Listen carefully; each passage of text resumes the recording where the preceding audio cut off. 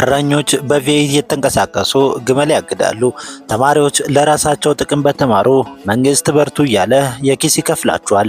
ወላጅ ከወለደ ማሳደግ የመንግስት ድርሻ ነው። ስራ አጥተው ቢቀመጡ መንግስት በየወሩ መሽሩፍ ይልክልዎታል። ጤናዎት ቢታወክ መንግስትን ይጭነቀው።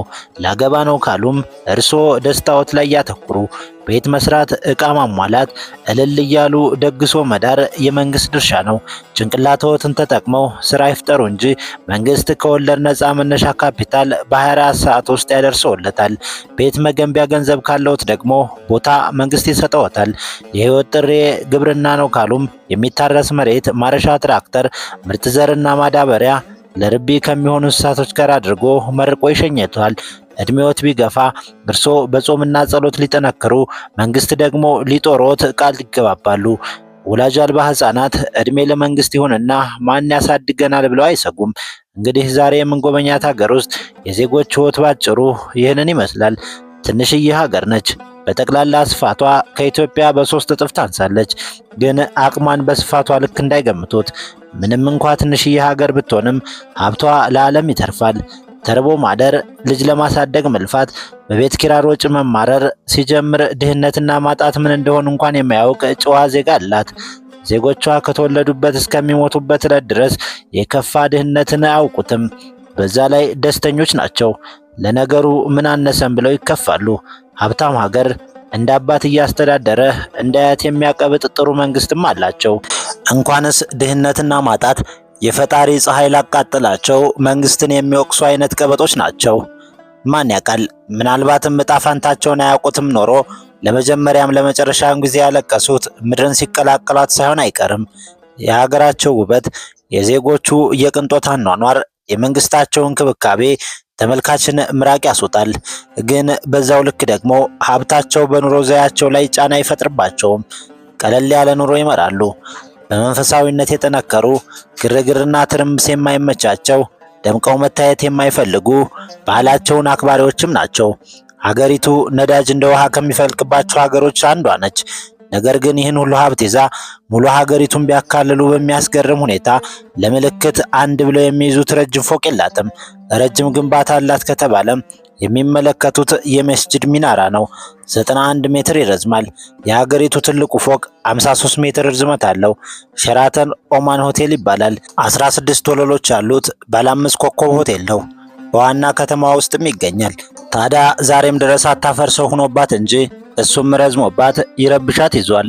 ከዚህ ውጭ ያሉት ፎቆቿ ርዝመታቸው ከ40 ሜትር ያነሰ ባለ 4 ግፋ ካለም ባለ 8 ወለሎች ናቸው።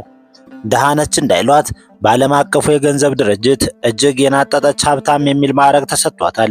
ጂኦግራፊያዊ አቀማመጧን ቢሆን ለሰማይ ጠቀስ ፎቅ የሚያንስ አይደለም። ታዲያ ጎረቤቶቿ በፎቅ ርዝመት ሲወዳደሩ እሷን ምነካት ካላችሁን ቆየት ብለን የምናገራችሁ አስገራሚ ምክንያት አላት።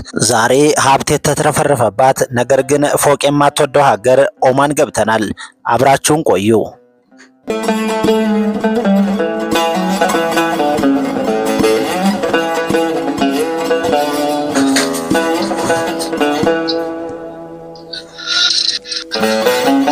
በመታወቂያ ስሟ ሱልጣኔት ኦፍ ኦማን ትባላለች። መገኛዋ ደቡብ ምስራቅ ውስጥ ነው። 309500 ስኩዌር ኪሎ ሜትር የቆዳ ስፋት አላት። ከ3 ሀገራቶች ጋር በድንበር ከ2 ሀገራት ጋር በባህር ትዋሰናለች። ከ5 ሚሊዮን በላይ ህዝብ ይኖርባታል። 3165 ኪሎ ሜትር የሚረዝም የባህር በርም አላት። በዚህም ከገልፍ ሀገራቱ በተለየ ረጅም የባህር በር ያላት ሀገር ያስብላታል።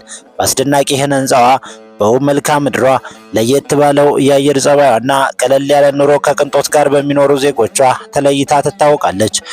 በታሪክ በባህር ላይ ንግድ፣ በመርከብ ግንባታ፣ በጀግና ጦረኞቿና በመርከበኞቿ ነው የምትታወቀው። አብዛኛው የአረብ ሀገራት በፈረንሳይና እንግሊዝ ቅኝ ሲገዙ፣ እሷ ግን ለአንዳቸውም እጇን ያልሰጠች ምንም አይነት የቅኝ ግዛት ታሪክ የሌላት ሀገር ነች። የሚመለከቷቸው ማማዎች በ16ኛውና በ17ኛው ክፍለ ዘመን ኦማን ራሷን ከውጭ ወራሪዎች ለመከላከል የገነባቻቸው ናቸው። ይህንን ማማ በመጠቀም እንደየዘመኑ በቀስተኞችና በመድፈኞች ድንበሯን አስጠብቃለች። ዛሬ ላይ እነዚህ ማማዎች በሰፊው የሚጎበኙ የኦማን ቅርሶች ናቸው። ነገር ግን በተቃራኒው የኦማን ኤምፓየር ኢራን፣ ዩናይትድ አረብ ኤሚሬት እና የአሁኗን ፓኪስታንን ጨምሮ ከፊል የደቡብ እስያ ሀገራትን እንደ ኬንያና ዛንዚባር ያሉ የምስራቅ አፍሪካ ሀገራትን እና የህንድ ውቅያኖስን ቁልፍ የንግድ መስመሮች ያስተዳድር ነበር። የሀገሪቱ ዋና ከተማ መስቀት ትባላለች። የሀገሪቱ ትልቋ ከተማ ነች። 1.4 ሚሊዮን ህዝብ የሚኖርባትም ነው። ከሌሎች አረብ ሀገራት ዋና ከተሞች በተለየ የተረጋጋች፣ ትርምስ የማይበዛባት ሰላማዊና ጽዱ ከተማ ነች። በአጫጭር ነጭ ቀለም ባላቸው ፎቆቿም ትታወቃለች። ታዲያ በፎቆቿ እጥረት የከተማዋን ቅንጦት እንዳይገምቱ። ከተማዋ ቅንጦትን ከአስደናቂ ተፈጥሮ ጋር የያዘች የፖለቲካና የኢኮኖሚ ማዕከል ነች። የዓለማችን የቅንጦት ብራንዶች መገኛቸው በዚህ ከተማ ውስጥ ነው። መስቀት የቅንጦት ፍላጎቶችን የምታሟላ ውብ ከተማ ነች። ሾፒንግ የሚመችዎት ከሆነ ኪሶትን ይጭነቀው እንጂ በዲዛይነር የተሰሩ አልባሳትና ጌጣጌጦች መሸጫ ቅንጡ ሞሎችም አሏት። ማረፍ ከፈለጉም የግል ባህር ዳርቻዎች ያሏቸው ባለብዙ ኮከብ ሆቴሎችም ይገኛሉ። የመኪና ወዳጅ ከሆኑ የዓለማችን ውድና ቅንጡ መኪኖች መናኸሪያቸው እዚች ከተማ ውስጥ ነው። ካምፒንግ ካስፈለጎት በውብ የባህር ዳርቻዎች ላይ ማድረግም ይችላሉ። መንፈሳዊ ከሆኑም ሱልጣን ቃቡስ መስጂድ በከተማዋ መለያ ነው። የሚመለከቷቸው ሚናሬቶች የኦማን ረጅሞቹ ግንባታዎች ናቸው። 91 ሜትር እንደሚረዝሙ ነግረነውታል። ሁለተኛዋ የኦማን ትልቋ ከተማ ሰላላ ትባላለች። ሰላላ የደቡብ ገነት ነች። የገልፍ ሀገራቱ ስዊዘርላንድ የሚል ቅጽል ስም አላት። በአረብ ሀገራት ያልተለመደ የአየር ጸባይ ያላት ከተማ ነች።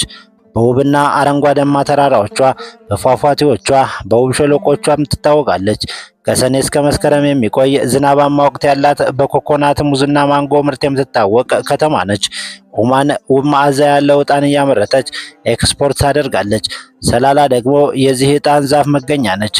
ሱልጣን ቃቡስ ቢን ዘይድ እዚህም ሌላ ውብና ሰፊ መስጂድ አስገንብተዋል። ጀብዱ ፈላጊ ከሆኑ የሰላላን ተራሮች በመውጣት ማስመስከር ይችላሉ። ፌስታ ወዳጅና ተፈጥሮ አድናቂ ከሆኑ ሰላላ የእርስዎ ከተማ ነች። ከተማዋ በክረምት ወቅቶች በምታዘጋጀው ፌስቲቫሎቿም ትታወቃለች። የታሪክ ከተማዋን ይዟ የንግድ፣ የሃይማኖት፣ የትምህርትና የአርት ከተማ ነች።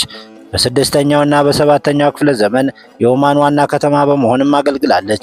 በ17ኛው ክፍለ ዘመን የተገነባው የሚመለከቱት ማማ የከተማዋ ምልክት ነው። ኒዝዋ ፎርት ይባላል። በየዓመቱ በሚሊዮን የሚቆጠሩ ቱሪስቶችም ይጎበኙታል። ኒዝዋ በጥንታዊና ባህላዊ ሱቆቿም ትታወቃለች። ኒዝዋ ሱቅ የኦማን ባህላዊ ቁሳቁሶች የሚሸጡበት ገበያ ነው። ፈለጀር ዳሩስ ኒዝዋ ውስጥ የሚገኝ በዩኔስኮ ዓለም ቅርስነት የተመዘገበ የኦማኖች ቀደምት የግብርና ጥበብ ማሳያ የመስኖ ስርዓት የሚገኝበት ቦታ ነው።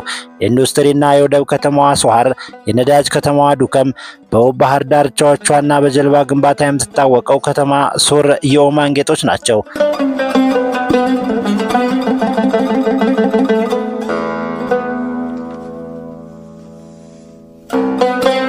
ግመል የኦማኖች የሀብት ምልክት ነው።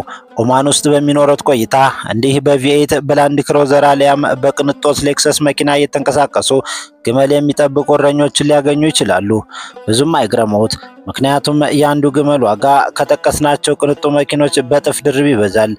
ኦማን አንድ ግመል እስከ $1 ሚሊዮን የሚሸጥባት ሀገር ነች። ስለዚህ ምን ሀብታም ሆነው ቅንጡ መኪና ቢይዙ ለእንዲህ አይነት የትራፊክ ምልክቶች መታዘዝን አደራ ብለነውታል። ኦማን ጽዱ ሀገር ነች። በተለይም ዋና ከተማዋ በጽዱ መንገዶቿ ትታወቃለች። ታዲያ አይደለም ቆሻሻ መጣል፣ ምራቀውትን ቢተፉ $200 ይቀጣሉ። ስለዚህ አሁንም ሌላኛው አደራችንን ሰጥተነውታል። ክቡራትና ክቡራን ተመልካቾቻችን ለዛሬ በክፍል 1 ያስጎበኘናችሁ ይህንን ይመስላል። በክፍል 2 ተመልሰን እስከምንገናኝ መልካሙን ሁሉ እየተመኘን ቸርን ሰንብት እንላለን።